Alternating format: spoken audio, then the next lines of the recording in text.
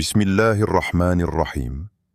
Assalamu alaikum wa rahmatullahi wa barakatuh, mes frères et sœurs, et à tous ceux qui nous rejoignent aujourd'hui, qu'ils soient musulmans ou non musulmans, bienvenue dans cet espace de lumière, de savoir et de fraternité. Que la paix, la miséricorde et les bénédictions d'Allah soient sur chacun d'entre vous. Mes chers frères et sœurs, mes chers amis, que vous soyez musulmans ou que vous veniez d'une autre tradition spirituelle, je vous accueille ce soir avec tout l'amour et toute la chaleur de mon cœur. Cette question qui a été posée ce soir, je veux vous dire qu'elle résonne en moi d'une manière très particulière, parce que c'est une question que des millions d'êtres humains portent en eux sans jamais oser la formuler à voix haute. Pourquoi Allah vous brise-t-il avant de vous reconstruire? Pourquoi la vie fait-elle si mal parfois? Pourquoi celui qui croit, celui qui prie, celui qui essaie sincèrement d'être une meilleure personne chaque jour, se retrouve-t-il parfois dans les situations les plus douloureuses, les plus déstabilisantes, les plus incompréhensibles? Cette question mérite une réponse honnête, ancrée dans la parole d'Allah, nourrie par la sunna de notre bien-aimé prophète Mohammed, que la paix et les bénédictions d'Allah soient sur lui, et portée par une compassion sincère pour chacun d'entre vous. Commençons par poser une vérité fondamentale que le Coran nous enseigne avec une clarté absolue. Allah, Subhanahu wa ta'ala, dit dans la sourate Al-Baqarah, verset 286, Allah n'impose à aucune âme une charge supérieure à sa capacité. Arrêtez-vous sur ce verset un instant. Lisez-le dans votre cœur. Allah ne vous impose rien que vous ne puissiez porter. Cela signifie que chaque épreuve que vous traversez, chaque fracture dans votre vie, chaque nuit où vous pleurez sans comprendre pourquoi, a été mesurée avec une précision absolue par celui qui vous connaît infiniment mieux que vous ne vous connaissez vous-même. Il connaît vos forces cachées. Il connaît vos ressources intérieures que vous n'avez même pas encore découvertes. Et il ne vous donne jamais plus que ce que vous pouvez porter. Jamais. Alors quand vous êtes brisé, quand les larmes ne s'arrêtent plus, quand vous vous sentez seul et incompris par le monde entier, sachez qu'Allah vous a confié cette épreuve précisément parce qu'il sait que vous en êtes capable. Ce n'est pas une punition. Ce n'est pas un abandon. C'est une confiance divine placée en vous. Maintenant, je vois dans vos yeux cette autre question, celle que beaucoup n'osent pas formuler mais que je vais formuler pour vous, parce que c'est mon rôle ce soir. Pourquoi un Dieu aimant permettrait-il la souffrance? Pourquoi un Créateur miséricordieux laisserait-il ses créatures souffrir? C'est une question légitime et elle mérite une réponse directe tirée du Coran. Dans la sourate Al-Ankabut, verset 2, Allah dit avec une franchise remarquable, « Les gens pensent-ils qu'on les laissa dire, nous croyons sans qu'ils soient éprouvés ?» Allah pose lui-même cette question rhétorique. Il nous dit que la foi n'est pas une déclaration confortable que l'on prononce et qui nous protège automatiquement de toute difficulté. La foi est quelque chose qui se prouve, qui se forge, qui se solidifie dans l'épreuve. Pensez à un métal précieux. L'or ne devient pas pur en restant tranquillement dans la terre. Il doit passer par le feu. Et c'est précisément ce feu qui l'épure, qui le rend brillant, qui révèle sa valeur réelle. Vous êtes cet or. Et Allah vous passe par le feu non pas pour vous détruire, mais pour révéler ce qu'il y a de plus précieux en vous, quelque chose que vous ne savez peut-être même pas que vous possédiez. Le prophète Mohammed, que la paix et les bénédictions d'Allah soient sur lui, a dit dans un hadith authentique rapporté par At-Tirmidhi, le montant de la récompense est proportionnel au montant de l'épreuve. Lorsqu'Allah aime un peuple, il l'éprouve. Quiconque accepte cela obtient sa satisfaction, et quiconque le rejette obtient son mécontentement. Subhanallah, méditez sur ce hadith. Lorsqu'Allah aime quelqu'un, il l'éprouve. L'épreuve n'est donc pas un signe d'abandon ou de colère divine. C'est un signe d'amour. C'est un signe d'une attention particulière, d'une relation directe avec votre Créateur. Quand vous traversez votre moment le plus difficile, quand tout semble s'effondrer autour de vous, Allah n'est pas distant. Il est extraordinairement proche. Et la preuve en est dans la sourate Al-Baqarah, verset 186, où Allah dit lui-même, sans intermédiaire, « Lorsque mes serviteurs t'interrogent à mon sujet, je suis tout proche. Je réponds à l'appel de celui qui m'appelle quand il m'appelle. » Il dit « Je suis proche ». Allah lui-même, pas un ange, pas un prophète. Allah dit « Je suis proche ». Alors dans votre brisure, appelez-le, criez vers lui, pleurez devant lui sans retenue. Parce que c'est précisément dans ces moments de vulnérabilité absolue qu'il est le plus présent, le plus attentif, le plus prêt à répondre. Permettez-moi d'aller plus loin dans cette sagesse divine, parce que la question posée ce soir mérite que nous creusions ensemble. Pourquoi Allah brise-t-il d'abord? Parce qu'on ne peut pas construire quelque chose de solide et de durable sur des fondations fragiles. Imaginez une maison dont les fondations sont fissurées en profondeur. Vous pouvez la décorer avec les plus belles peintures, meubler l'intérieur avec le plus grand luxe, planter des fleurs dans le jardin. Mais à la première tempête sérieuse, elle s'effondrera. Allah, dans sa sagesse qui dépasse toute compréhension humaine, voit les fondations de votre âme. Il voit là où vous êtes réellement fragile. Il voit là où vous avez des illusions sur vous-même, des attachements excessifs qui vous éloignent de lui, des confiances mal placées dans les créatures plutôt que dans le Créateur, des orgueils personnels qui vous aveuglent sur votre propre réalité. Et avec un amour de père, parce que le prophète nous a enseigné qu'Allah est plus aimant envers ses serviteurs qu'une mère envers son enfant, il brise ces fondations défectueuses pour que vous puissiez reconstruire sur quelque chose de solide et d'éternel. Sur la tawakkul, la confiance totale en Allah. Sur la sabre, la patience qui ennoblit l'âme. Sur la shukr, la gratitude même dans l'adversité. Sur la certitude absolue que rien dans ce monde temporaire ne mérite d'être le centre de votre cœur en dehors de lui. Je veux vous parler du prophète Ayyub, que la paix d'Allah soit sur lui, que nos frères et sœurs chrétiens connaissent sous le nom de Job. Voici un homme béni sous tous les aspects. Il était prospère, en excellente santé, entouré d'une famille aimante, respecté et honoré dans sa communauté. Et Allah l'a éprouvé d'une manière qui dépasse l'entendement humain. Il a perdu ses biens, sa santé s'est dégradée au point que son corps souffrait intensément. Ses proches l'ont abandonné. Et cela a duré des années. Des années de souffrance continue. Et que disait ce prophète béni? Il ne maudissait pas Allah. Il ne se révoltait pas contre le destin. Il ne remettait pas en question la bonté de son Créateur. Il disait, comme rapporté dans le Coran, Surat Al-Anbiya, verset 83, « Seigneur, l'adversité m'a touché et tu es le plus miséricordieux des miséricordieux. » C'est tout, dans toute sa simplicité et toute sa profondeur. Il s'est tourné vers Allah avec confiance. Et qu'est-ce qu'Allah a fait?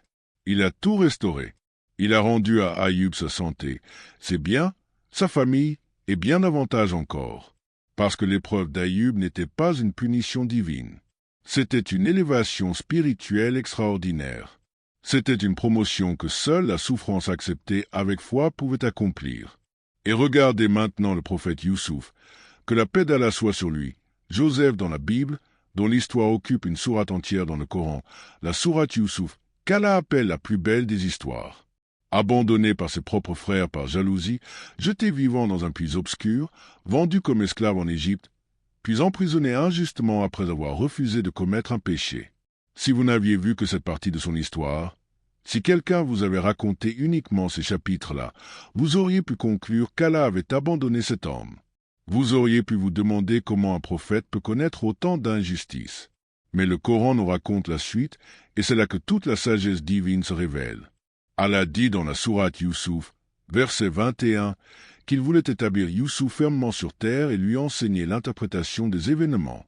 Allah avait un plan magnifique, élaboré avec une précision absolue. Mais ce plan nécessitait absolument que Youssouf passe par le puits, par l'esclavage, par l'emprisonnement. Pourquoi? Parce que c'est dans ses profondeurs, dans ces ténèbres apparentes, qu'il a développé la patience qui ne se brise pas, la sagesse qui vient de l'expérience, l'humilité de celui qui a tout perdu, et une proximité avec Allah d'une intensité que la confort n'aurait jamais pu lui offrir. Sans la brisure, pas de couronne.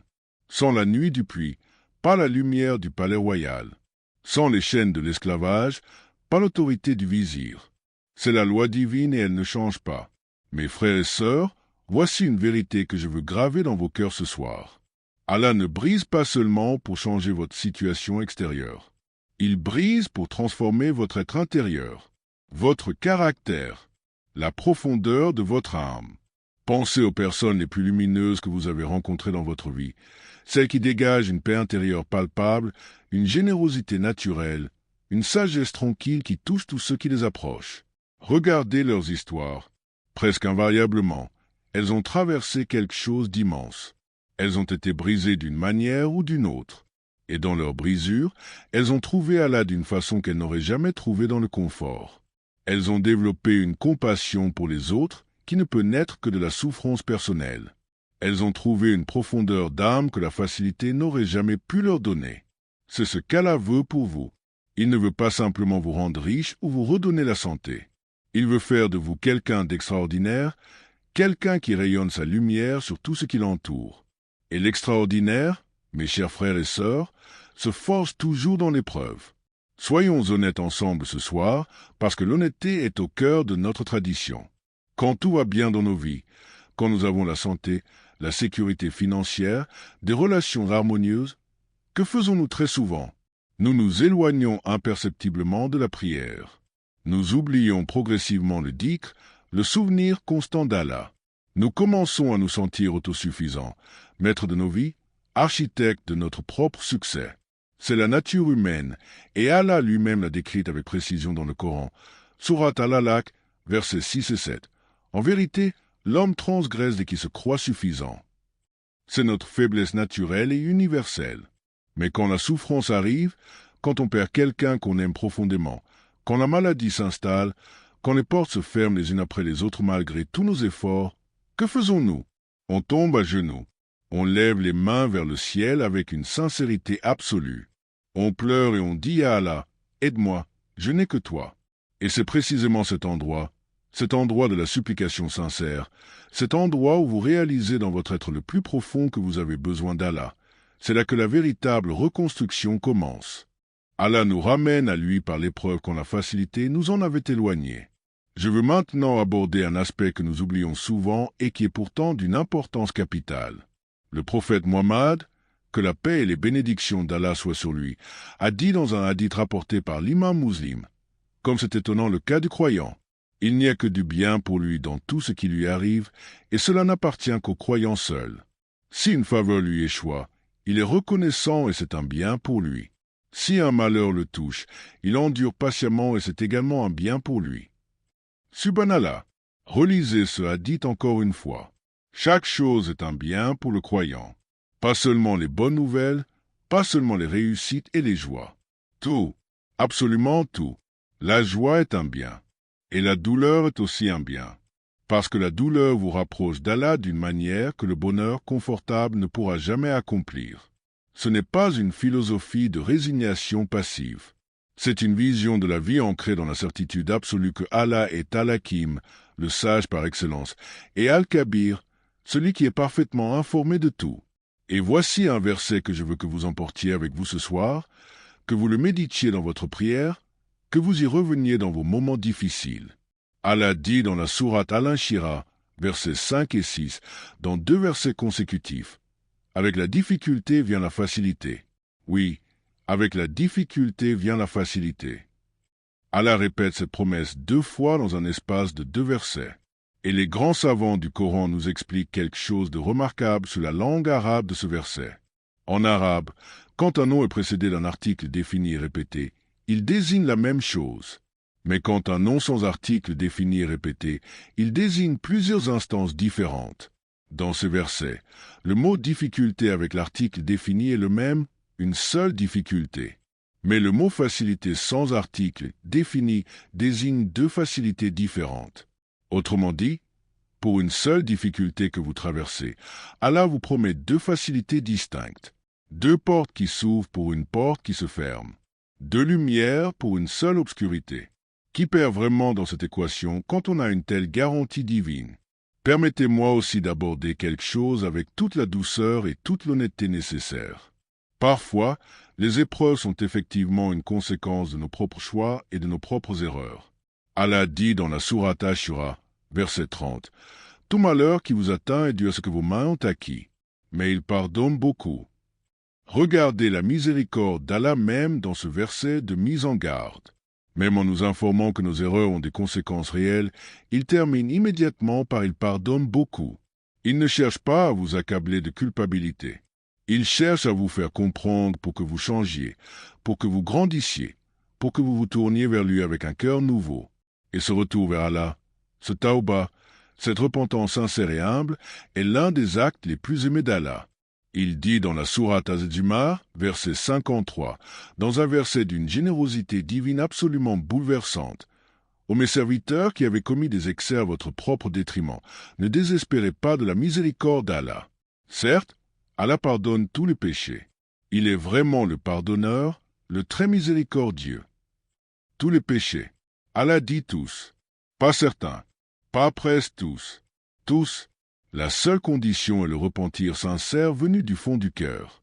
Alors si vous êtes brisé ce soir à cause de vos propres erreurs passées, si vous portez une culpabilité si lourde qu'elle vous empêche de lever les yeux vers le ciel, si vous pensez avoir trop péché pour mériter le pardon, je vous dis avec toute la force de ma conviction, vous vous trompez.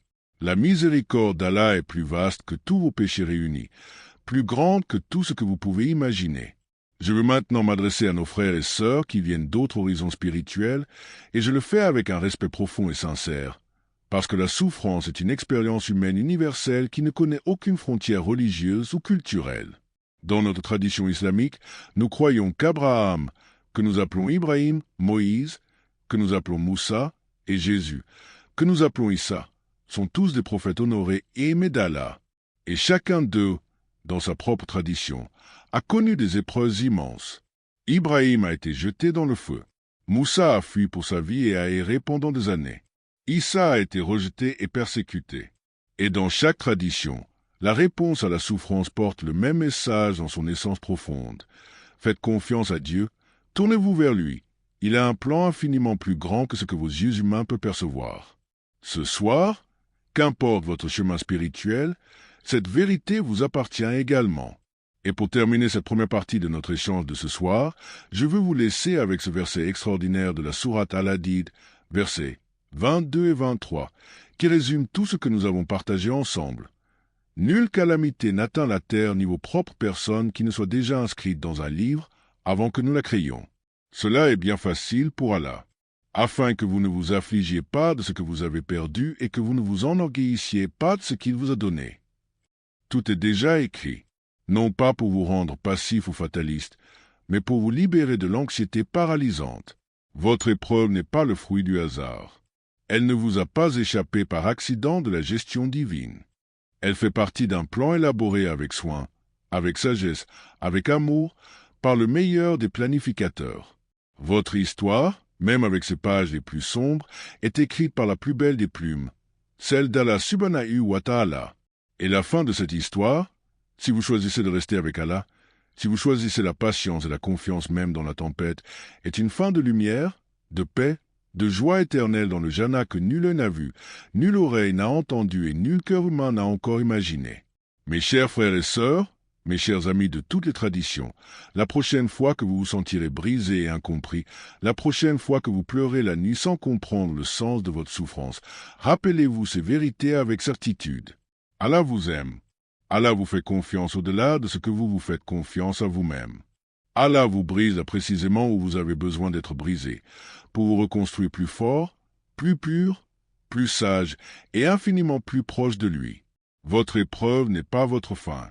Elle est votre vrai commencement.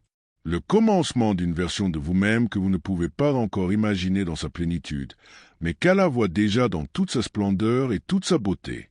Mes frères et sœurs, nous avons partagé quelque chose de profond et de précieux ensemble ce soir, et je prie Allah que ces paroles aient touché votre cœur comme elles ont touché le mien en les partageant avec vous. Si ce contenu vous a apporté de la lumière, si vous avez trouvé dans ces versets et ces hadiths une consolation pour votre chemin, si cette réponse a répondu à une question que vous portiez peut-être vous aussi en silence, alors faites une chose très simple et très importante. Abonnez-vous à cette chaîne pour ne manquer aucun de nos prochains enseignements islamiques. Aimez cette vidéo pour qu'elle touche davantage de cœurs qui en ont besoin. Partagez-la autour de vous parce qu'il y a certainement quelqu'un dans votre entourage qui porte en silence exactement cette question ce soir et qui a besoin d'entendre ces mots. Et commentez en dessous un seul mot puissant, le mot de notre foi et de notre confiance absolue en Allah. Commentez Allah Akbar. Que Allah vous bénisse tous et chacun d'entre vous, qu'il facilite vos épreuves, qu'il vous reconstruise dans sa lumière et sa grâce,